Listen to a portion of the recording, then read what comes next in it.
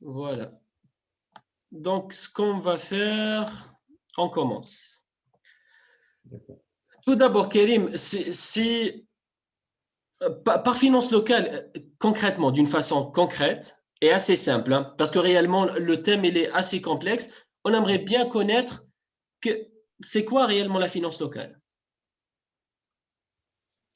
D'accord. Euh, d'une façon assez simple. Hein. oui, oui. Donc, il faut définir cette thématique d'une manière un peu simple, mais quand même, il ne faut pas ignorer la définition étroite et la définition théorique. Les finances locales ou la finance locale. En définition étroite, c'est la science, la branche ou la filière qui traite le financement des collectivités locales. Elle étudie les aspects juridiques, politiques et économiques des recettes, des dépenses du budget des entités décentralisées. Ça, d'une manière très théorique. Concrètement, et pour simplifier les choses. Alors, c'est quoi les finances locales? Ce sont les recettes, le traitement ou les gestions des recettes, des dépenses communales qui se font au niveau local. Pourquoi c'est local? Parce que la plupart de ces recettes sont collectées dans le territoire local des communes et dépensées ou affectées aussi dans la localisation territoriale de la commune, d'où vient le mot local. Le mot finance, tout le monde le connaît. C'est très simple et c'est assez simple et c'est très bénéfique pour l'économie d'une manière générale parce que tout ce tout ce qui est collecté au niveau local est dépensé au niveau local aussi. Donc, le citoyen pourrait sentir l'effet ou l'impact de sa contribution dans la réalisation des investissements ou les services communaux. C'est très simple, c'est aussi simple que ça. D'accord. Yatik Saha, Karim. Et en fait, on a parlé un peu du volet local. La question qui se pose directement, c'est que est-ce qu'il y a un lien ou bien quel est le lien entre la finance locale et la décentralisation? En fait, le lien est très, très, très étroit entre les finances locales et la décentralisation. Pourquoi? Est-ce qu'on peut parler d'une décentralisation sans parler de l'autonomie financière des collectivités locales? C'est-à-dire, est-ce que ces entités décentralisées pourraient avoir un pouvoir local sans être indépendantes financièrement? Donc, d'où l'importance des finances locales en tant que vecteur principal pour qu'on puisse mettre en œuvre ce processus de décentralisation. Sauf que moi, j'anticipe pour parler un peu et avoir un œil critique par rapport à notre processus de décentralisation ou la mise en place de ce processus de décentralisation, vu que les finances locales en Tunisie et la situation financière des communes en Tunisie n'est pas assez bonne pour ne pas dire une situation alarmante, vu le Covid et vu aussi l'endettement des communes. Notre processus de décentralisation sur le volet décentralisation fiscale est caractérisé par quoi? D'abord par un arsenal textuel, c'est-à-dire un arsenal juridique qui est très dispersé entre le code de la fiscalité locale, le code de la comptabilité publique et le code des collectivités locales. Donc, on se trouve ici devant un arsenal textuel, c'est-à-dire plusieurs textes. On peut voir une certaine contradiction dans certains articles entre ces trois sources de législation qui régit cette décentralisation fiscale et cette fiscalité locale et les finances locales. Ce qui entrave un peu la mise en place et la compréhension de la décentralisation fiscale qui est le vecteur principal de la décentralisation. Nous, en Tunisie, on a commencé un processus de décentralisation, malheureusement ou heureusement, je ne sais pas, mais c'est une spécificité pour notre pays parce que ce petit pays, il est en train de vivre deux processus en parallèle. Un processus de transition démocratique et en parallèle un processus de décentralisation. Donc, pour un pays qui est en train de vivre un processus de transition démocratique, il est généralement d'une manière scientifique et économique, il est un peu fragilisé, c'est-à-dire il est un peu sensible au choc, il est un peu sensible sur le plan économique, politique et social. Alors, D'accord. avec ce contexte un peu fragile, et on décide d'entamer le processus ou la mise en place d'un processus de décentralisation en parallèle. Est-ce que notre pays ou les entités décentralisées sont capables financièrement de suivre ou de porter c'est-à-dire être le vecteur de ce processus de décentralisation? Actuellement, vous pouvez sentir la difficulté et la sensibilité Mhm. de la situation financière des collectivités locales qui sont incapables, je parle de la plupart, hein, parce que de la En, plupart des communes en- tunisiennes qui souffrent actuellement des difficultés financières structurelles. Il y a d'autres qui souffrent des difficultés financières suite à cette pandémie du Covid-19. on va arriver à ce point concernant Ouais. le Covid. Mhm, C'est clairement, en travaillant avec les municipalités, on voit mhm, clairement qu'il y a une difficulté énorme. Euh, et j'aimerais avoir votre avis. Ce qu'on a remarqué, c'est qu'il y a plusieurs processus. Quand on parle décentralisation, on parle de participation citoyenne. mhm. Le thème de notre du webinaire qu'on a fait le Oui, 15 jours avant.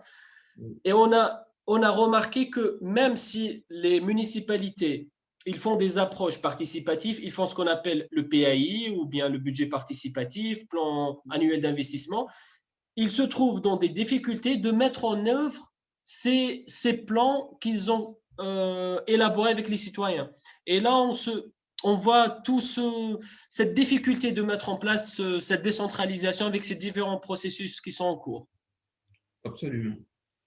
Et, euh, et à votre avis, quel est l'impact du Covid sur la finance locale? Ça, Ah. c'est un point très important. Hein. Oui, en fait, c'est un impact très remarquable. Et bien sûr, les finances locales, les finances des collectivités locales tunisiennes ont été négativement et remarquablement impactées par cette pandémie et ce Covid. D'ailleurs, comme tous les secteurs nationaux comme toutes les organisations à l'échelle internationale. En Tunisie, on n'est pas épargné de l'impact négatif du Covid-19. Et comme par hasard, j'ai élaboré une étude sur l'impact du Covid-19 sur les finances locales. C'était en mai dernier. Et, et j'ai essayé de mesurer quantitativement et qualitativement l'impact du Covid-19 sur les finances locales en Tunisie. C'était une étude publiée en mai 2020, juste après la première période de confinement. D'accord. Et l'objectif de En cette fait, étude, juste une question avant de passer à l'objectif et la méthodologie d'accord. éventuellement. Euh, je le sais directement que les différents participants, ils seront curieux de savoir est-ce qu'une telle étude, elle est publiable ou bien partageable avec eux pour commencer ou non. Euh, En fait, oui, oui, Donc oui, c'est possible, ou bien on pourra faire juste le résumé et leur envoyer cela. non, non, c'est possible de publier cette étude, c'est-à-dire c'est une étude parce que on a déjà publié et on a partagé cette étude avec plusieurs communes tunisiennes, plusieurs partenaires techniques et financiers internationaux. Donc, ça pourrait être publiable et accessible à tout le monde. Donc, pas de souci. Je vais t'envoyer, Foued, cette étude en version numérique PDF et c'est accessible à tout le monde. Excellent, Vous pouvez consulter Fouet pour avoir cette étude. excellent. Yatik Saha Karim. Et quand on parle de cette étude, réellement, c'est par rapport, quel est l'objectif de cette étude? Et, et on se pose la question aussi de la méthodologie. D'accord. Très Euh, brièvement, bien sûr. Hein. Là, brièvement. L'objectif de l'étude, c'est pour mettre l'étude dans le cadre, Et on a senti que toutes les entités, tous les secteurs ont été touchés par cette pandémie. Et puisque nous œuvrons dans le domaine de la gouvernance locale et dans le domaine de la décentralisation, donc c'était très évident d'essayer de voir cet impact du Covid-19 sur les finances locales des communes. L'objectif, c'est de mesurer quantitativement et qualitativement cet impact sur les communes tunisiennes et de voir son impact aussi sur le ralentissement du processus de décentralisation. Parce qu'on a dit qu'on ne peut pas parler de la décentralisation sans parler de l'autonomie financière des entités décentralisées.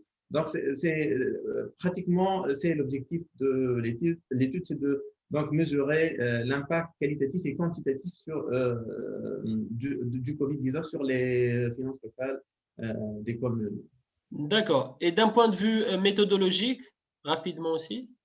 D'accord. En ce qui concerne la méthodologie adoptée, on a essayé de travailler par échantillonnage des communes. On a choisi quelques communes qui pourraient représenter un échantillon représentatif en termes de la texture ou en termes de la structure des recettes et des dépenses, ainsi que je ne vais pas rentrer dans le détail de schéma de financement des communes. On a essayé d'avoir des communes qui étaient dans les anciens plans d'investissement communaux, des communes totalement subventionnées. Il y a d'autres qui étaient partiellement subventionnées. Il y a d'autres qui étaient des communes avec un schéma de financement habituel. Donc, on a essayé d'avoir un échantillon représentatif. Et on a essayé de consulter et d'avoir des témoignages des secrétaires généraux, des responsables financiers de ces communes pour parler un peu des projections et de la sensibilité des différentes rubriques budgétaires de ces communes par rapport au Covid. Voilà, c'était ça la méthodologie. Puis après, on a essayé de faire des scénarios de détérioration des recettes communales et de mesurer avec deux scénarios le gap budgétaire parce que certainement il y aura un déséquilibre budgétaire au niveau du titre 1 des communes. Donc j'ai essayé de mesurer le gap pour le financement du titre 1 pour mesurer un peu la subvention d'équilibre qui va rééquilibrer ce budget et faire puis après des constats et des recommandations pour pallier à cet impact négatif. Et après, on a essayé de généraliser tous ces constats et ces recommandations par rapport à toutes les communes tunisiennes. Ça, c'est D'accord. la méthodologie adoptée. Excellent. Yatik Saha Karim. Donc, concrètement, l'état actuel de la situation, vous l'avez essayé de le prévoir. Et, Oui. et réellement, en comparaison entre la prévision et la réalité actuelle, vous pensez que c'est une bonne étude? Bon, moi, je ne peux pas juger ça, mais d'après les témoignages de nos amis qui travaillent dans les communes de plus près, ils ont confirmé que l'impact était tellement remarquable et c'était très… ça pesait lourd sur les finances des communes. Il y a des communes qui trouvent des difficultés énormes actuellement à assurer même les frais de rémunération du personnel. Et ça, c'est très grave de l'admettre et de le réaliser sans avoir quand même une réaction directe de la part des autorités centrales. Très bien. Et si on peut résumer tout ce qui est recommandations et constats de l'étude, est-ce que vous pourrez un peu nous donner les résultats de l'étude? Oui. En ce qui concerne les constats, d'abord, je vais faire un petit constat qui est le constat majeur de cette étude. Et c'est un peu absurde. C'est un peu absurde et ça touche directement à la vitesse de mise en place du processus de décentralisation. On a constaté que les communes qui sont indépendantes financièrement, ce qui est quelque chose de bien, le fait d'avoir une commune indépendante financièrement, parce que c'est la commune qui pourrait aller dans le processus de décentralisation plus rapidement que celle qui est dépendante vis-à-vis à l'État. On a senti que l'effet ou l'impact négatif du Covid-19 sur les communes qui sont indépendantes financièrement est plus remarquable que pour les communes qui dépendent de l'État dans leurs recettes. Puisqu'elle mobilise ses propres normal. ressources, c'est un peu ça. Hein? Puisqu'elle mobilise ses propres ressources, ça n'attend pas le Oui, fonds de l'État directement. bien, parce que moi, j'ai dit que c'est absurde parce que les communes qui sont indépendantes vis-à-vis au concours de l'État sont des communes théoriquement en bonne santé financière. Et quand tu es en bonne santé financière, normalement, tu fais face à cette pandémie d'une manière plus efficace que tu sois dépendant de l'État dans les concours financiers. Et ça s'explique par d'abord, le Covid-19 a touché toutes les rubriques, pratiquement toutes les rubriques budgétaires des communes, c'est-à-dire toutes les recettes des communes, que ce soit la TIB, que ce soit la TMB, que ce soit les revenus de marché, la taxe hôtelière, la TCL. La plupart des rubriques budgétaires ont été touchées négativement, bien sûr, par ce Covid-19. Par contre, le concours de l'État dans, par exemple, une commune qui dépend de 80%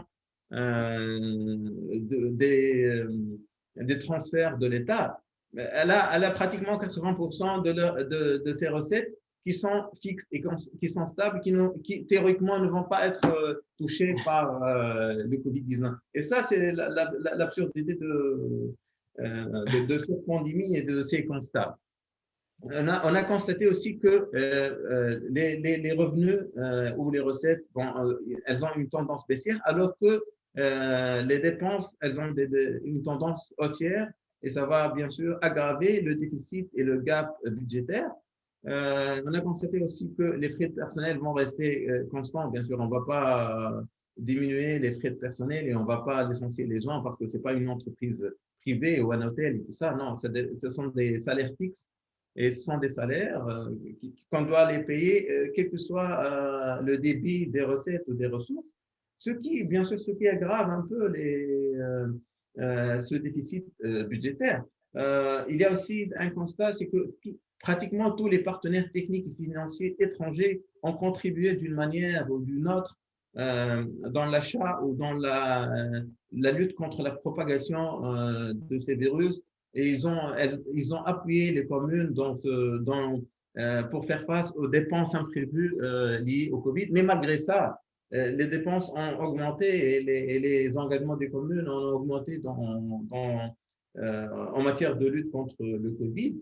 Donc qu'est-ce qu'on a? On a une tendance baissière des recettes et une tendance haussière des dépenses.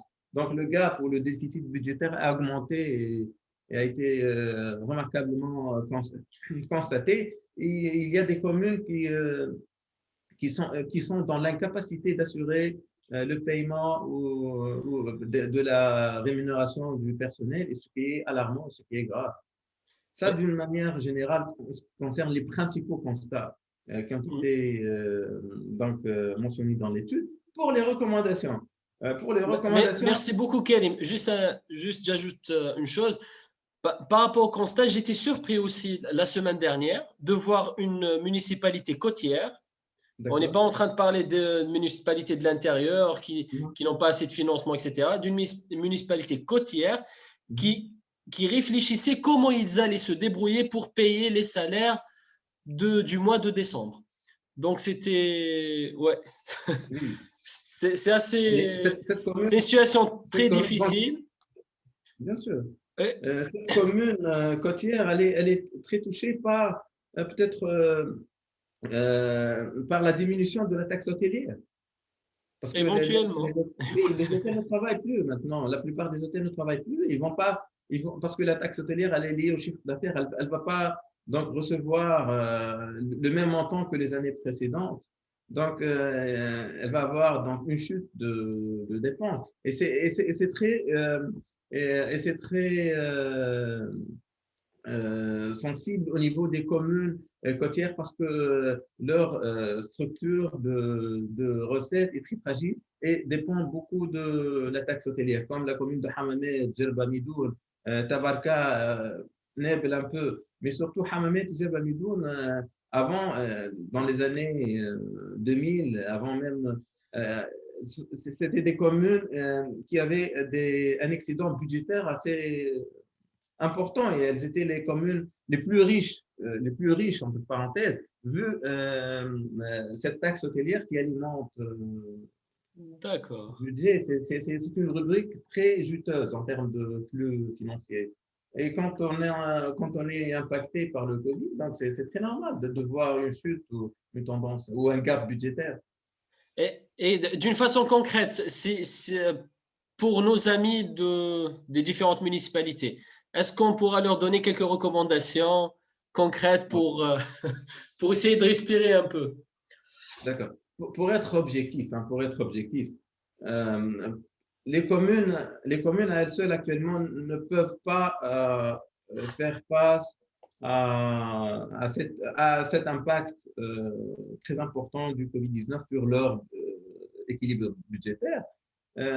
C'est le rôle des autorités centrales d'intervenir, d'injecter des subventions d'équilibre au niveau du titre 1. Et c'est une expérience qui a été réalisée au niveau de 2011 quand il y a eu la révolution et tout ça. Le budget des communes et les finances des communes ont été impactés aussi par les opérations de pillage et par la chute des recettes des communes. Donc, les autorités centrales, à ce moment-là, on a estimé le gap budgétaire et on a injecté des fonds dans les budgets des communes à titre de subvention d'équilibre pour aider les communes à assurer quand même les dépenses obligatoires. Actuellement, parmi les recommandations, j'ai recommandé ça. Et en mai de 2020, aussi, j'ai proposé d'avoir concrètement une petite interface. C'est comme le logiciel ADAB, c'est le logiciel aide à la décision budgétaire. Donc, une interface commune à toutes les municipalités tunisiennes pour saisir dans chaque rubrique budgétaire la projection de chaque commune en ce qui concerne la chute prévisible des recettes budgétaires. Comme ça, tout est consolidé au niveau central et les autorités centrales donc, pourraient avoir une idée relativement exacte sur le gap budgétaire prévisible des communes en une semaine, hein, même pas, parce que chaque commune, elle va saisir dans 2 jours ces prévisions et personne ne peut le savoir mieux que ceux qui exercent l'action communale dans les communes, c'est-à-dire les secrétaires généraux, les responsables financiers, etc. Donc, c'était une petite solution informatique rien que pour cerner le gap budgétaire parce qu'on ne peut pas intervenir sans savoir ou sans mesurer l'impact réel, quantitatif et qualitatif de cette pandémie. Et j'ai proposé même peut-être une solution qui est à long terme, n'est pas très appréciée sur le plan économique, mais pour cette année, c'est très exceptionnel. Moi, j'ai pensé même à trouver des mécanismes législatifs et des notes communes et tout ça, et virer même les dotations qui sont mobilisées au niveau du titre 2 pour les injecter ou bien totalement ou partiellement dans le titre 1 à titre exceptionnel cette année et négliger un peu le volet investissement cette année et le paiement des salaires et assurer l'équilibre budgétaire des communes. Puis après, on peut penser à l'investissement qui est actuellement, dans cette année, c'est un choix de luxe, vu la situation. Et les responsables des communes peuvent vous confirmer ça, parce que le citoyen ne va pas accepter trop cette notion de les investissements sont actuellement un choix de luxe dans cette année. Mais lorsqu'il voit que le déficit budgétaire, il est très alarmant, il est très remarquable. Juste une petite question, Karim, pour les différents participants. Est-ce que tu peux juste nous présenter qu'est-ce que tu veux dire par titre 1 et titre 2? On le sait, mais pour que tout le monde en soit dans le même logique. Oui, je m'excuse parfois quand on voit des mots techniques, mais bon, le titre 1, ceux qui ont étudié un peu les finances et l'économie, tout ça, par analogie aux entreprises. Le titre 1, ce sont généralement les dépenses et les recettes de fonctionnement. Le titre 2… Donc, comme les salaires, par exemple. Oui, La oui, charge la plus importante. oui, voilà. Ce sont les charges et les recettes de fonctionnement, c'est-à-dire quotidien, etc. Pour tout ce qui est tout titre 2, c'est l'investissement. Titre 2, c'est l'investissement. Titre 1, tout ce qui est dépenses et recettes de fonctionnement, etc., comme par exemple le carburant, l'électricité, les factures de la sonnette, les charges du personnel sont toutes des dépenses titre 1. Lorsqu'on dit titre 1, c'est fonctionnement. Titre 2, c'est investissement. Investissement, on peut parler de route, d'éclairage, Voilà, éclairage public, route, etc. voirie, bâtiments administratifs. Paiement du principal de la dette d'investissement, c'est le titre 2. D'accord. Bon, Merci beaucoup on va pour pas cette. rentrer dans les détails parce que c'est un peu compliqué. Merci beaucoup pour ces précisions. Euh, euh, Sinon, pour le reste des recommandations, je pense que qu'on va encore lire l'étude pour voir plus Il y a de beaucoup de données recommandations dans ce sens. sur les recommandations. Euh, En fait, j'aimerais aussi qu'on parle aussi de contrôle interne. Ah, Euh, Réellement, qu'est-ce qu'on vous dit, on veut dire par contrôle interne réellement? ben, Et on parle euh, bien de localité, de municipalité. oui, oui, oui. Alors, ici, on entame un peu tout ce qui est gouvernance financière et c'est une thématique très sensible aussi, le contrôle interne au niveau des communes. Pourquoi on a choisi d'aborder cette thématique pendant ce webinaire?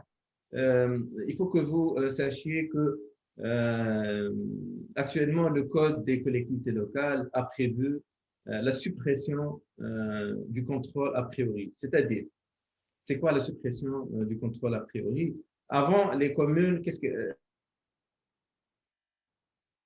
contrôleur des dépenses qui doit, je suis en train de simplifier, hein, Mhm. le contrôleur de dépenses qui doit donner son visa, il doit approuver cette dépense pour que la commune puisse l'exécuter. Le contrôleur de dépenses ne fait pas partie de la commune, c'est une partie externe de la commune. C'est juste pour assurer la régularité et la conformité de cette dépense. Le Code des collectivités locales et dans le cadre de la libre administration des communes a prévu la suppression de cette fonction de contrôleur des dépenses. Donc la commune doit exécuter, euh, doit exécuter la dépense, elle doit assurer sa libre administration indépendamment du contrôle a priori, c'est-à-dire elle est contrainte actuellement qu'à un contrôle a posteriori, c'est-à-dire après l'exécution de la dépense, après l'exécution de la dépense, pas D'accord. avant. Avant, tu es responsable, tu exécutes ta dépense dans les règles de l'art, et puis après, il y a le contrôle. Et Ben, si tu te trompes en tant que commune, tu vas être confronté directement à des pénalités ou à des jugements de la Cour des comptes s'il s'agit des fautes de gestion d'ordre financier, bien sûr, ou tu es confronté au tribunal administratif pour les fautes d'ordre administratif. Donc, vous le- voyez la c'est- difficulté et le contexte qui est un peu difficile pour les communes. Et c'est pour cette raison qu'on parle du contrôle interne au niveau des communes. Le contrôle interne au niveau des communes, d'où vient la nécessité et l'obligation de développer un contrôle interne au niveau des communes qui permet d'assurer un environnement de sécurité et conformité au niveau des communes. Par définition, c'est quoi le contrôle interne? D'abord, il faut que vous sachiez que ce n'est pas un contrôle. Le contrôle interne, il s'appelle le contrôle interne, mais ce n'est pas un contrôle. C'est un système, c'est un dispositif, c'est un D'accord. ensemble de procédures. Donc, théoriquement, c'est quoi? On peut le définir par l'ensemble des sécurités contribuant à la maîtrise de l'entité, par exemple, ici la commune ou l'entreprise. C'est la même chose que l'entreprise. Son objectif est double. D'abord, c'est d'assurer la protection, la sauvegarde du patrimoine de l'entité décentralisée, c'est-à-dire la sauvegarde du patrimoine, c'est-à-dire les biens qui appartiennent à la commune, la protection et la qualité de l'information au niveau de la commune. Il faut que l'information au niveau des communes soit transparente, fiable et reflète d'une manière fidèle ce qui se passe au niveau de la commune. Deuxièmement, assurer la conformité par rapport aux règles et par rapport aux lois qui sont en vigueur. Donc, vous voyez que c'est un système qui permet de faire tout ça. Et également, c'est un système qui permet d'assurer l'application des instructions pour les entreprises de la direction et pour les communes du conseil municipal et de l'administration municipale, en vue d'améliorer les performances aussi de la commune. Donc, c'est un système très, très important. Actuellement, je ne peux pas dire que le système de contrôle interne n'existe pas au niveau des communes, existe, mais il est encore faible, il est encore un système à améliorer et ne répond pas parfaitement à l'ensemble des risques au niveau budgétaire et au niveau de la consommation budgétaire au niveau des communes. D'accord, Donc, Karim. il y a un travail. C'est très clair. Là, il nous reste encore 10 minutes et je pourrais vous ajouter encore 5 minutes, c'est-à-dire au total 15 minutes. Mais là, j'ai beaucoup de questions qui viennent surtout cette partie, sur ce point-là. D'accord. En voyant par exemple, encore la dernière semaine, on a مراقب المصاريف concrètement. Contrôleur de dépenses. Contrôleur de dépenses. Il y a une municipalité qui m'ont dit clairement que dans leur exécution du PAI, du plan annuel d'investissement, ils ont fait je ne sais pas comment on appelle ça, ils allaient faire une étude. Donc, ils ont fait un dossier pour faire une étude. Et ce dossier-là, il a été refusé deux fois. Ils ont soumis cette étude 3 fois. Il a été refusé 2 fois par le contrôleur des dépenses.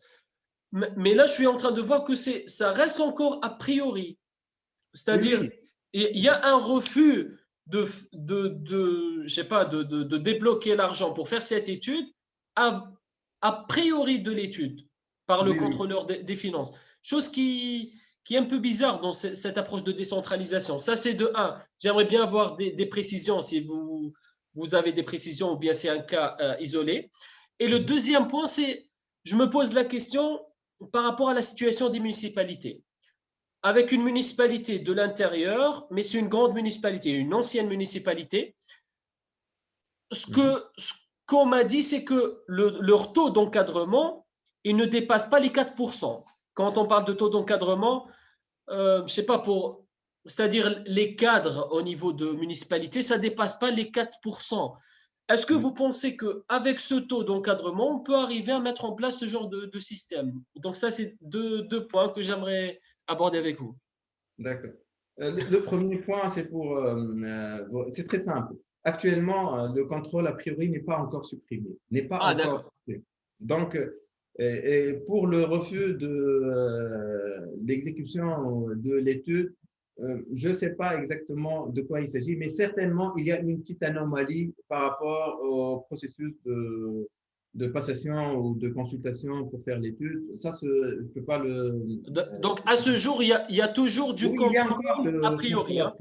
Mais on prévoit de le supprimer dans une année ou 2 années. On hésite encore parce que les communes ne sont pas encore prêtes pour assumer leur libre administration.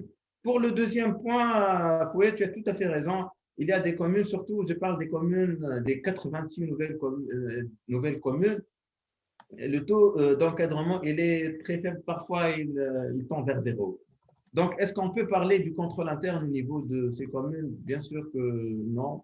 Actuellement, non. Les autorités centrales sont en train de travailler sur le renforcement des capacités des communes sur le plan de gouvernance, gestion, management et surtout le renforcement en termes d'effectifs. Mais est-ce qu'on a réussi à surmonter tout ça? Actuellement, il y a des difficultés énormes pour renforcer les capacités humaines des communes. Il y a des communes actuellement qui sont en veilleuse, qui travaillent en veilleuse. Il y a seulement le président de la commune ou le secrétaire général, donc 2 personnes seulement. Donc, on ne peut pas parler des procédures de renforcement. Mais ce processus de décentralisation a commencé. On n'a pas le choix, on ne peut pas reculer. On doit aller vers l'avant. Bon, avec quel coût, avec quelle qualité, ça, on va le voir dans quelques années. On ne peut pas être très optimiste, on ne peut pas être pessimiste. Il faut Euh, travailler. il faut aller un peu loin. On n'a pas le choix, on peut pas. On a dépensé beaucoup d'argent pour mettre en place les premiers pas de ce processus de décentralisation qui durera théoriquement presque 27 années, c'est-à-dire 9 fois 3. 9 fois 3. Théoriquement, hein, peut-être qu'on va. En fait, toujours j'entends parler de ce fameux 9 fois 3, de ces 27 ans, mais je n'arrive pas à voir le document qui parle de ces 9 fois 3. Est-ce qu'il Personne ne existe ce peut document? l'avoir. Personne ne peut l'avoir. D'accord. Euh, Je ne sais Il pas n'y a pas de pourquoi. C'est souci. tellement confidentiel, je ne sais pas. D'accord. Donc, juste, on sait tous qu'avec le Covid, on est en train de parler juste du titre 1, de la gestion, dépenses courantes. On n'est pas en train de parler d'investissement. Mais nous, aujourd'hui, on aimerait aussi parler d'investissement. Est-ce que réellement, quels sont les moyens qui permettent à la municipalité de financer ces différents investissements, surtout dans une situation actuelle telle que le Covid? D'accord. Alors, pour le système de financement des investissements communaux, en fait, ce système n'a pas été affecté ou modifié suite à cette pandémie. Mais pourquoi on a dit que c'est un nouveau système de financement? Parce que avant, les communes travaillaient avec un système de financement selon leur schéma de financement. Il y a des communes qui sont structurellement déficitaires, structurellement faibles en matière de santé financière. Elles sont qualifiées par l'État comme des communes totalement subventionnées, c'est-à-dire les investissements se font selon financés par des subventions, 100% subventions de l'État. Il y avait d'autres qui avaient un schéma qui étaient moins médiocres sur le plan financier, mais qui ne pouvaient pas mobiliser l'épargne, l'autofinancement pour faire les investissements. Ces communes étaient classées comme des communes avec un schéma de financement aménagé. Donc, elles sont exemptes de fournir l'autofinancement. Donc, il y a seulement la subvention et les prêts. La majorité des autres communes étaient des communes avec un schéma de financement habituel. C'est quoi habituel? Il y a les trois composantes. Il y a la première composante, l'autofinancement, c'est l'épargne de la commune. Il y a une partie subvention de l'État et l'autre partie, c'est le prêt ou le crédit octroyé de la Caisse des prêts et de soutien des collectivités locales. C'est la banque. Et on a aujourd'hui, on a deux représentants de la Caisse des prêts. Je vois leur nom. Les anciens Après, collègues.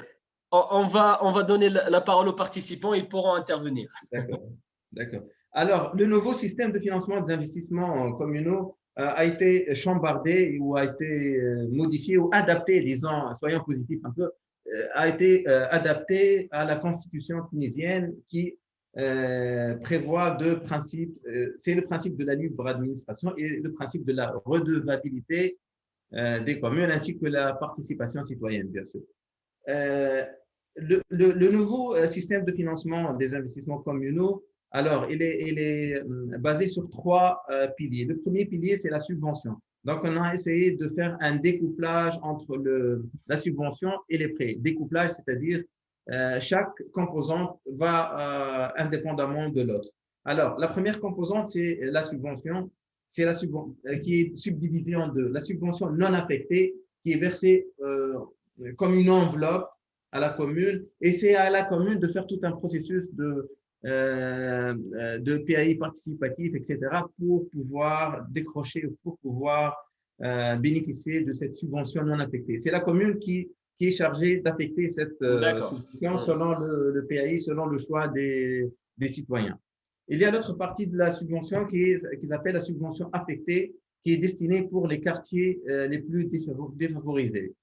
C'est une subvention affectée directement pour les quartiers dans des communes bien déterminées. Ça, d'une part, dans la première composante. La deuxième composante, ce sont les prêts ou les crédits actuellement et exclusivement octroyés par la Caisse des prêts de soutien des collectivités locales, selon, bien sûr, la situation financière de la commune, selon les analyses financières qui sont faites au niveau de la Caisse des prêts de soutien des collectivités locales. L'autre partie, c'est le renforcement de capacité. C'est la troisième partie, la troisième composante du nouveau système, et qui est subdivisée en deux grandes parties. La première partie, c'est l'assistance technique. l'assistance technique qui est assurée par la Caisse des prêts, selon bien sûr le principe de learning by doing. Et l'autre partie, c'est la formation qui est assurée par le Centre de formation et d'appui à la décentralisation. Le Ça, c'est CEFAD, hein. brièvement et schématiquement le nouveau système de financement des communes qui a été un peu adapté, aménagé selon les dispositions de la Constitution, de la nouvelle Constitution tunisienne. Je ne peux Yatik pas le Saha juger Karim. actuellement, mais c'est, Mais, on peut après peut-être parler de ça. Oui. exactement. Merci beaucoup pour toutes ces précisions. Là, j'ai une toute dernière question avant d'ouvrir le débat avec les participants. C'est par rapport à la gouvernance financière locale. Avez-vous des recommandations concrètes pour améliorer la gouvernance financière locale en Tunisie? Donc, on veut des recommandations claires. Oui, oui. Pour améliorer un peu la gouvernance financière au niveau des communes et surtout au niveau de la gestion on parle plus de la gestion d'abord financière des communes, on parle plutôt de la gouvernance. La gestion, ça implique la gestion quotidienne et tout ça, et ça élimine un peu la notion stratégique et la notion de la bonne gouvernance. La notion de gouvernance au lieu de la gestion. Pour les principales recommandations pour améliorer cette gouvernance, il faut travailler avec des instruments un peu modernes dans les communes. On peut peut-être essayer d'impliquer, par exemple, ou d'instaurer ou de mettre en place un système de comptabilité analytique pour résoudre un peu et calculer les coûts additionnels et les marges ainsi que les coûts des services octroyés par les communes pour savoir et prendre des décisions sur la pertinence et l'efficience de ces services. Ça, d'une part, de penser à mettre en place un système de scoring pour les communes, pour noter chaque commune selon ses capacités financières, selon sa capacité d'endettement, sa capacité de fournir l'autofinancement, la capacité aussi de désendettement, ainsi que la capacité de mobiliser, et ça c'est le plus important, de mobiliser et de renforcer des nouvelles rubriques budgétaires et de nouvelles sources financières au niveau du titre 1, qui est le titre de fonctionnement, pas de l'investissement. À savoir, par exemple, l'augmentation du taux de recouvrement de la TIB, parce que pourquoi j'ai parlé de la TIB, c'est la taxe sur l'immeuble bâti, parce que c'est la rubrique budgétaire où il y a plus d'arriérés chez les communes. Et actuellement, les communes n'arrivent pas à améliorer ce taux de recouvrement vu plusieurs contextes, plusieurs contraintes, surtout au niveau politique, au niveau social, etc. D'accord. C'est pratiquement… Juste par rapport au système de scoring, la Caisse des prêts, normalement, elle fait un système de classement des municipalités dans leur gestion et selon le scoring de chaque municipalité, elle octroie un montant. Est-ce que c'est quelque chose qui est presque comme ce qu'elle fait la Caisse des prêts ou bien c'est autre chose? C'est autre chose, mais la Caisse des prêts dispose d'une base de données très sophistiquée et elle dispose des analystes financiers très compétents sur le plan de la maîtrise de cette thématique. Et il y a plusieurs agences régionales qui sont focalisées dans les régions, dans l'analyse financière. C'est pour cette raison, et c'est légitime parce que c'est l'institution financière, c'est le bailleur de fonds exclusif et monopole du financement des investissements communaux. Mais moi, je voulais dire, scoring, c'est par rapport à la notation comme octroyée par les agences de rating de notation à l'échelle D'accord. nationale comme Standard & Poor's et Moody's. Ce sont des agences qui donnent par exemple la note AA+, AB1+, c'est ça que… Et ça donne directement une image sur la situation financière de la commune. D'accord. En y pensant, vous me donnez une idée de question. C'est la dernière, hein. Je vous le jure. Donc, est-ce que d'ici quelques années, la municipalité elle aura la possibilité d'avoir des prêts de banques privées, par exemple, à part la Dans le caisse des cas, prêts? en y pensant de notation, Théoriquement, dans le cadre de la libre administration, elle peut l'avoir. Théoriquement, oui. Mais pratiquement, quelle est l'institution bancaire qui accepte de donner des prêts ou des crédits sans avoir des garanties? Aucune institution bancaire ne peut le faire. Aucune institution bancaire rationnelle ne peut le faire, sauf la Caisse des prêts et du soutien des collectivités locales, qui souffre aussi des impayés de la part des communes qui ne payent pas. Et ça se reflète sur le déséquilibre financier de l'institution. D'accord. Donc, c'est possible, mais c'est difficile. Théoriquement possible, mais pratiquement non. Parce que la Caisse des prêts, ce n'est pas seulement une banque qui donne les prêts. Hein. Non, c'est une banque qui donne les prêts et les crédits, mais aussi c'est une institution qui fait l'assistance technique gratuitement aux communes, qui encadre les communes et qui est très proche des communes tunisiennes à travers ses agences régionales et à travers aussi ces cadres qui travaillent dans l'unité centrale de siège. D'accord. Yatik Saha Karim, merci beaucoup pour tous ces éclaircissements. Là, on ouvre le débat pour nos participants. Donc, si vous avez des questions à poser, vous avez deux possibilités. Soit par micro, vous pouvez intervenir, ou bien par chat, vous pouvez écrire votre question et je vais la poser à Karim. Donc, c'est quand vous voulez. Vous avez à peu près, disons, 25 minutes à 30 minutes max et pour échanger. Et après, on va laisser Karim aller avant le couvre-feu. D'accord. Siliès, vous pouvez intervenir directement par micro. D'accord. Merci beaucoup pour ce webinaire.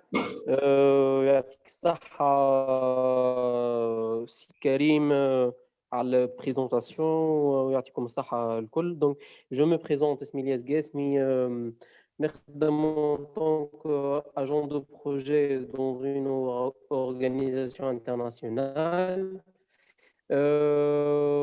والبروجي نخدم فيه en relation directe avec la gouvernance et la décentralisation عندنا و presque tout est dit. شنو حبيت نحكي على معناتها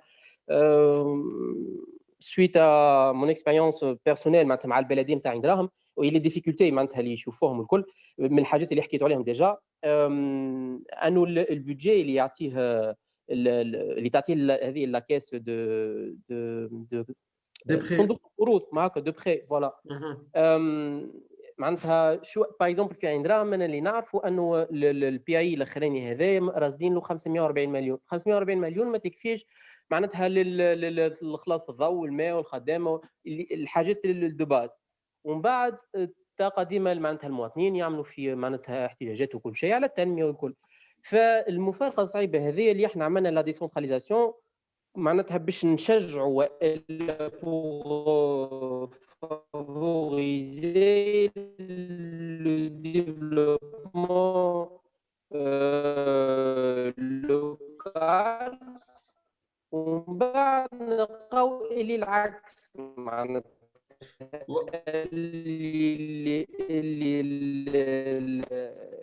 السيستم هذا يخلي البلديات يقولوا احنا الغنيه تزداد غنى على خاطر عندهم معناتها البلديات اللي ما عندهاش تستثمر في صندوق القروض باش يعطيها معناتها كل عام يصب لها فلوس تبقى ديما تخدم وما تنجمش تعمل حتى بروجي دو ديفلوبمون. Lies, est-ce que عندك une question précise par rapport à ça? خاطر بك اللي معناتها ديجا سيتواسيون مش معناتها اسكو هذا يستنى وقت فما لا كيسيون هي اسكو السيستم هذا هو لو سيستم معناتها اديكوا للوقت معناتها للمرحله هذيا والا نبقاو هكاك معناتها هكاك معناتها بلوكي على خاطر معناتها جوسكا مانتنو ما فهمنا نوعا ما معناتها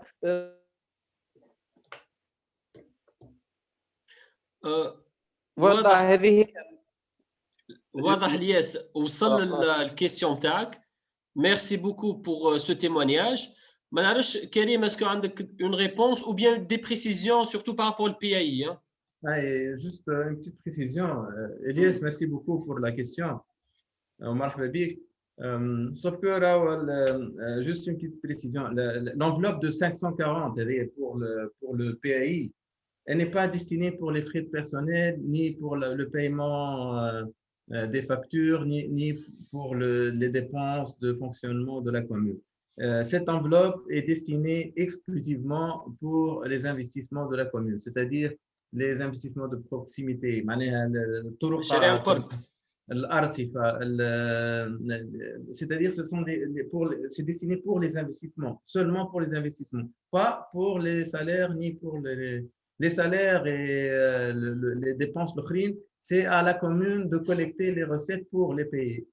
Mouche, la caisse des prix, ça d'une part. C'est clair. Juste précision par rapport à l'enveloppe de 540 Et pour le système, je dis, le nouveau système de financement,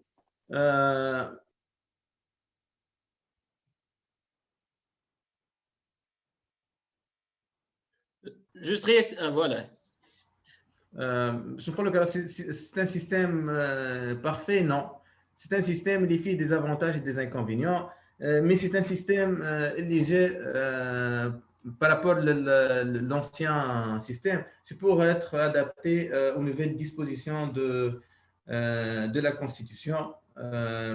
Donc, fait le découplage entre les prêts et les subventions. Les prêts, les subventions, et pour assurer la libre administration de la commune. يعني مبدأ التدبير الحر تاع البلديات معناها هي تتصرف وحدها البلديه في l'enveloppe هذه.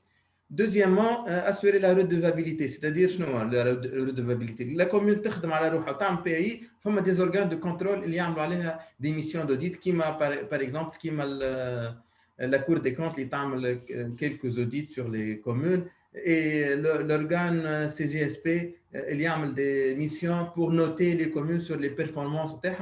Une commune qui n'obtient pas une note supérieure ou égale à 70 sur 100 ne bénéficie pas de la subvention non affectée de la caisse de prêt. Maintenant, je rentre en détail. Le système, c'est un système très très compliqué. يحب لنا 2-3 webinaires وحده مع السيستم هذا.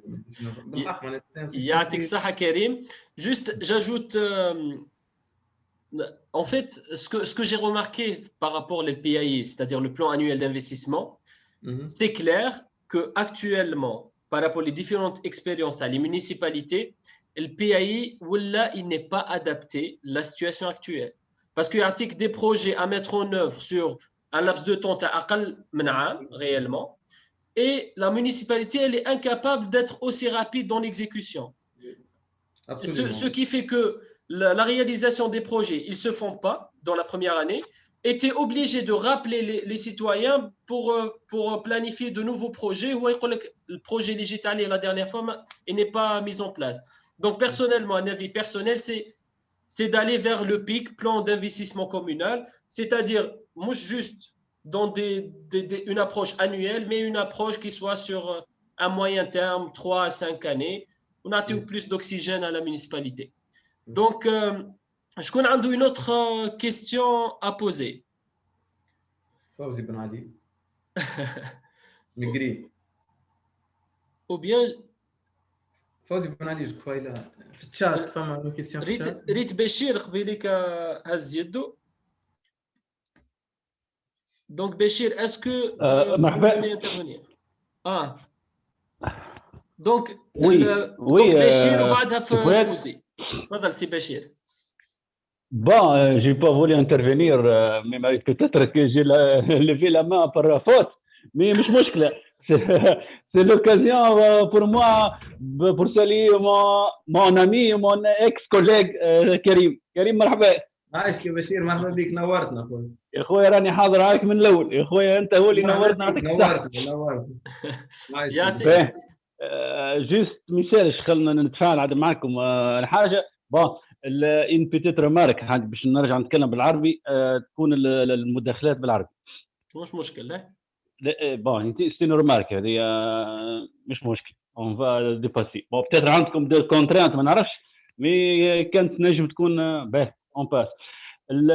بون كيما حكى كريم هو يعني الموديل دو فينانسمون اللي هو جاي في برنامج، يعني البرنامج الحوكمه التنميه المحليه والحوكمه الحضاريه، الحوكمه المحليه والتنميه الحضاريه، هكا كريم بي دي جي بلان دو ديفلوبمون اوربان غوفرنانس لوكال. وي اكزاكتومون صحيح. دونك الميكانيزم كما كان يحكي هو بوتيتر هو في الاول كان باش يكون على بيك، دونك اللي كنا ما نجموا نعملوا بيك. تو انت السيفوات بوتيتر طرحت علاش مش في البيك. ما كانش في البيك خاطر كانت نيابات خصوصيه من 2016 كي بدا البرنامج، كانوا نيابات خصوصيه. ما نجمش نحمل نيابه خصوصيه اللي هي ما عندهاش الليجيتيميتي نتاع، ما عندهاش شرعيه يعني باش تاخذ قرارات بتاتر. صحيح. انا تاخذ قرارات استراتيجيه نتاع 3 ولا 4 5 سنين. دونك كنا مجبرين باش يكون كل عام بي اي. مي الحقيقه ما كانش، ما حقوش تواصل الحكايه هذه حقا من 2019 وبيان من 2020 2021 22 او موان كان ينجم يكون مخطط ثلاثي الحقيقه. هذا اللي حبيت انا نتدخل فيه. واسونسيالمون باش نحييكم الكل، وكريم يعطيه الصحه. يعطيك الصحه سي بشير، ميرسي بوكو. تو نعطي الكلمه لسي فوزي بن علي. تفضل سي فوزي. مقرين، بلديه مقرين. بلديه مقرين.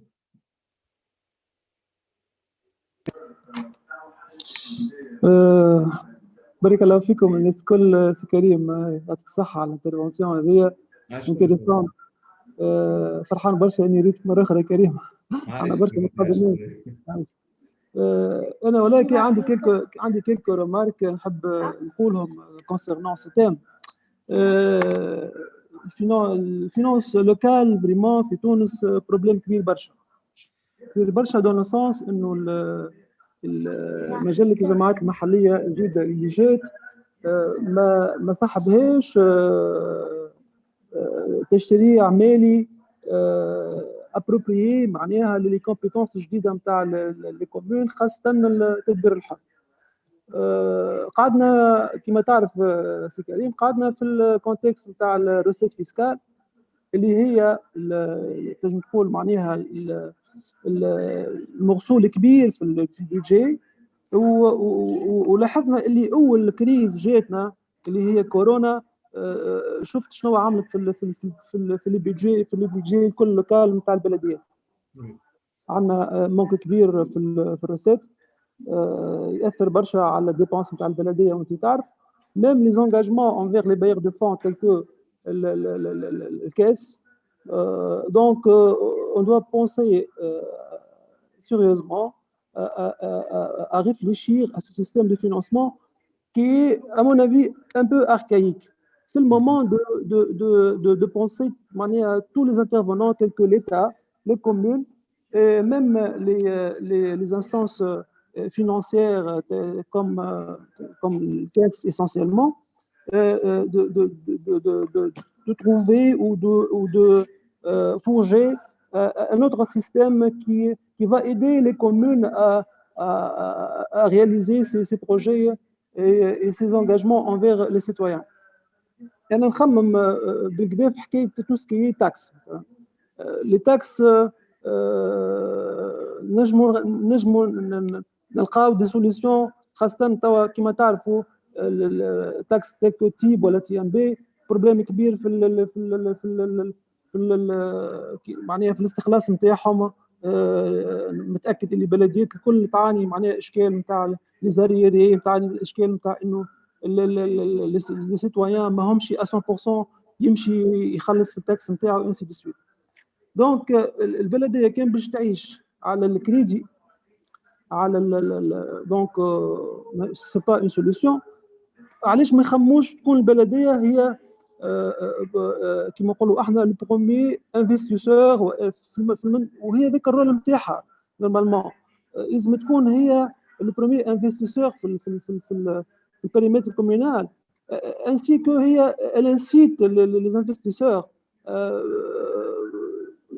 ما نعرفش كيفاش يلزمنا نخمموا انه القوانين هذه اللي هي ولات مثل فردو في الجيستيون فينانسيير على لي كومون، نخمموا الكل مع بعضنا باش نلقاو باش نغيروها، باش نحسنوا فيها، باش نعطيو هكا ليبرتي حتى في التصرف بالنسبه للبلديات. هذاك يولي اسهل على البلديات باش تحقق زوجتيف نتاعها، اسهل على لي كيس باش تلقى حسابها زاد الكيس باقي تسيب لي بغي نتاعها. دونك لو سيستيم دو فينانسمون اكطويل اون دوا معناها ريفليشير الناس الكل مع بعضنا، وماذا بينا تتعاود معناها لي سيمينار هذوما دون لو سونس انه l'environnement كله يتغير كريم، l'environnement كله فينانسيير يتغير نتاع لي كومون باش يولي متماشى مع المجله. ويعطيك الصحه يا كريم، بارك الله فيك. يعطيك الصحه سي فوزي. ان كومونتير كريم؟ نعم. لا ما نجم نزيد حتى شيء، انا بعد خويا بشير وخويا فوزي ما نجم نزيد حتى شيء. D'accord. فماشي une autre intervention ou bien question à poser الكريم؟ وي تفضل. الو نسمعوا فيك سي بشير. بشير رجعت ريفيان بشير. بون هي انا نحب الو تسمع فيا؟ نسمعوا فيك. جيت خاطر نحب نستفادوا الناس الكل من حضور السي كريم معنا. دونك عندي دو بارتي في الانترفونسيون هذه. البارتي المرحله الاولى خونا كريم يعطينا بالله باش نعمموا الفائده، الفرق ما بين الديسنتراليزاسيون ولا الديكونسنتراسيون، دونك لا مركزيه ولا محوريه، شيء يعاوننا فيها. والحاجه الثانيه اللي حبيت نحكي معاه في جاتني هيك فكره مع اخونا اللي كان يتدخل تو اللي من بلديه مقرين سي فوزي هيك. دونك ربط روحه في تحسين الموارد في التيب والتي ام بي. يعني الفكره اللي نحب الفو فوار دوتر موديل، فو كريي فو انوفي بصراحه. تو فما ان بروجي بيلوت خدم جو كروا في الكتار، يعني باش يخلص التيب ولا التي ام بي المواطن عندك اللي ديشي بلاستيك نتاعو، دونك يعمل لهم الكوليكت نتاعهم ويهزهم للسونتر نتاع ريسيكلاج وياخذ فيهم كونتربون. لي كونتربون هذوكم يتجمعوا له ويتنحوا له عباره خلص التيب ولا التي ام بي. دونك اذا ما تمشيش للمواطن وما تخليش وهو مستنفع ماهوش باش يعاونك في الخلاص. دونك هذه الفكره اللي جات البالي بعد تدخل خونا سي فوزي.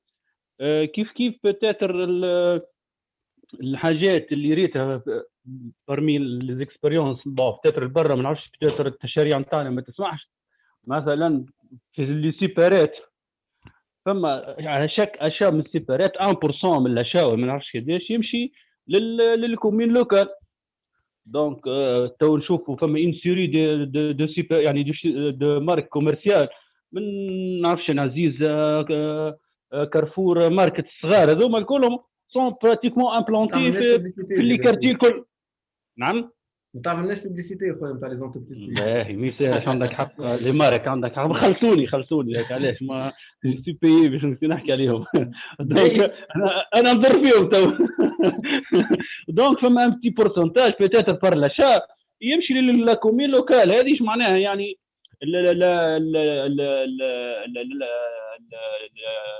الفينانس لوكال انا فو تروفي دو سورس موش ابيتي.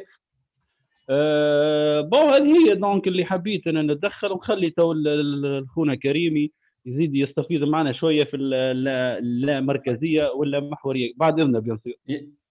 يعطيك الصحه. تري رابيدمون كريم بويسك مازال فما اون اوت كيسيون دو صلاح الدين ونحب نخليوك تروح قبل 8. نجم نكملوا 8 بيتز باغراف.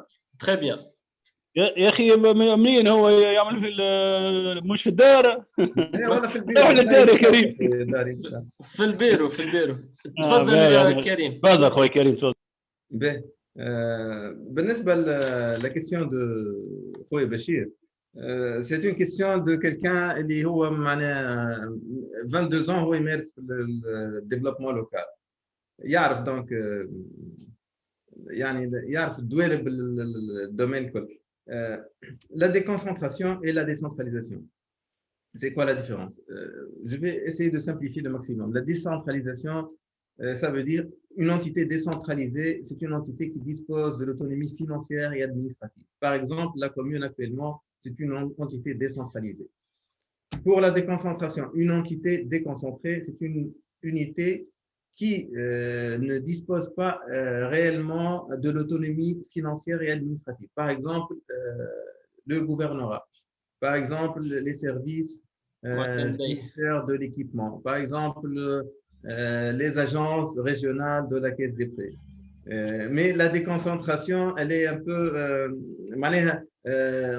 on peut la trouver sur sur des différents modèles. Il y a des entités très déconcentrées, c'est-à-dire très liées à l'administration centrale. Il y a d'autres qui sont moins déconcentrées, c'est-à-dire qui tendent un peu vers les décentralisés. Donc, la différence, c'est que les entités décentralisées sont les entités qui sont autonomes sur le plan administratif et financier. Mais on ne peut pas parler de la décentralisation sans la déconcentration. La déconcentration, c'est le palier qui amortit un peu la décentralisation. C'est-à-dire, pour passer du central, il faut passer vers le déconcentré pour aller vers le décentralisé. On ne peut pas donc passer ou contourner tout ce qui est déconcentré. Même si on va dans le processus de décentralisation, on ne peut pas éliminer la déconcentration. Actuellement, les autorités centrales, les bailleurs de fonds, les partenaires techniques et financiers sont en train aussi d'appuyer la déconcentration et d'identifier les services à transférer aux entités décentralisées. Ça, le premier point, passé Béchir. Le deuxième point, concernant les nouvelles ressources financières, je suis tout à fait d'accord, Marc Béchir. Il faut penser à avoir des nouvelles sources de financement sur le plan recettes, titre 1, à savoir qui m'appelle Béchir, taxe sur les sachets, etc. Il y a des gens qui pensent actuellement à avoir une partie de la taxe sur valeur ajoutée ou sur la taxe sur les vignettes des voitures, puisque les routes appartiennent dans la majorité des cas aux communes. Donc, mais ça, c'est entre l'État, les finances publiques et entre les finances locales. C'est l'État qui va, parce que nous sommes dans une période de rareté de ressources, même pour l'État.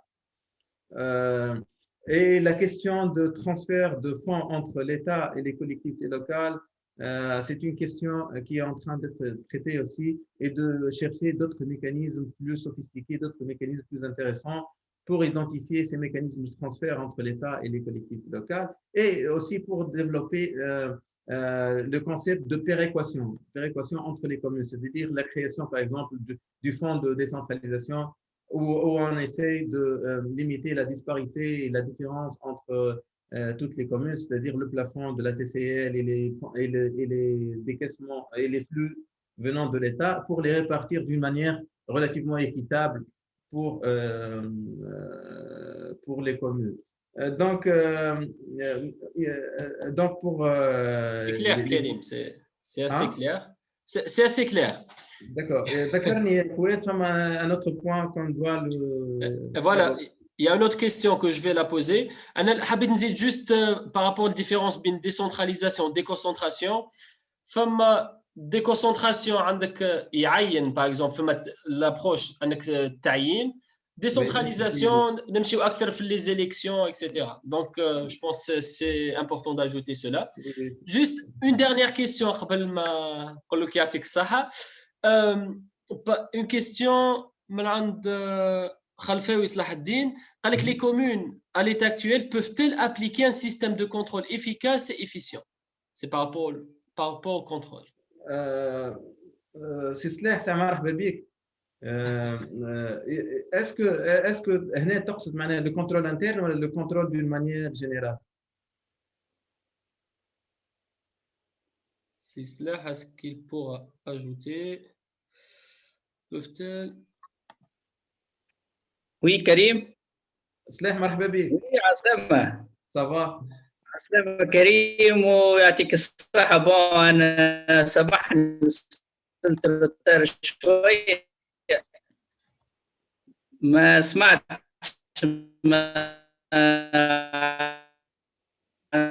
لا فوالا يا شيء ما سمعنا شيء سلاح. البريزونتاسيون من الأول جيست بريفمون معناتها كيستيون هذايا كونسيرنون تو سكي كونترول انترن à l'état actuel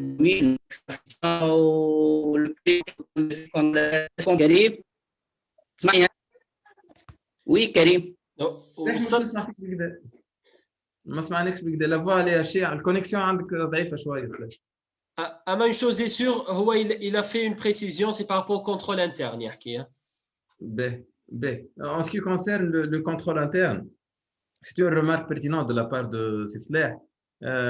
On ne peut pas, pratiquement, on ne peut pas parler ou pratiquer ou mettre en place un système de contrôle interne dans toutes les communes tunisiennes, parce qu'il y a des communes qui ne sont pas dotées des ressources humaines ni de ressources financières. Mais quand même, il y a une obligation de mettre en place ce système avec des degrés de fiabilité différentes entre les communes, entre les petites communes et les grandes communes. On ne peut pas parler d'un système de contrôle interne dans la commune de Tunis comme un système de contrôle interne dans la commune de Hbeb, ça qui ne dispose de rien. Mais quand même, il faut toujours penser de l'instaurer, de le renforcer, parce que ça existe dans toutes les communes. Dans les 350 communes, ça existe, mais avec des degrés différents. Il faut travailler sur ça parce que la législation, elle concerne toutes les communes. Donc, le système, il est existant actuellement d'une manière différente entre les petites communes et les grandes communes. D'accord. Mais la remarque, elle est pertinente sur le plan l'incapacité des communes à avoir un système de contrôle interne assez fiable. يعطيك الصحة كريم. Je pense que خذينا لك برشا من وقتك. À 10 minutes قبل le couvre-feu, je pense que c'est le moment de te dire vraiment merci de la pertinence de votre intervention et de votre expertise. Ça c'est clair. نشكرك برشا على votre intervention. Par rapport, on aura d'autres webinaires chaque 15 jours. La prochaine fois, éventuellement, ça sera par rapport les ressources humaines à les municipalités ou bien les collectivités locales d'une façon générale. Dans 1 ou 2 jours, on va lancer l'événement. Merci beaucoup encore une fois, Karim. Et on vous donne rendez-vous dans 15 jours et on va parler par rapport à un thème très important qui est la ressource humaine à les municipalités. Qui fait chez Nejmoun Hasno, on y éventuellement un point capital parce qu'on ne pourra rien faire sans la ressource humaine. Encore merci, Karim, et à très bientôt. Et surtout, bonne route. Bonne route. وكان فما الخطية تنتشاركوا فيها نخلصوها. Merci beaucoup, Karim. Merci beaucoup à tous les participants. Et à très bientôt. Bye, ciao. Slama. Salam.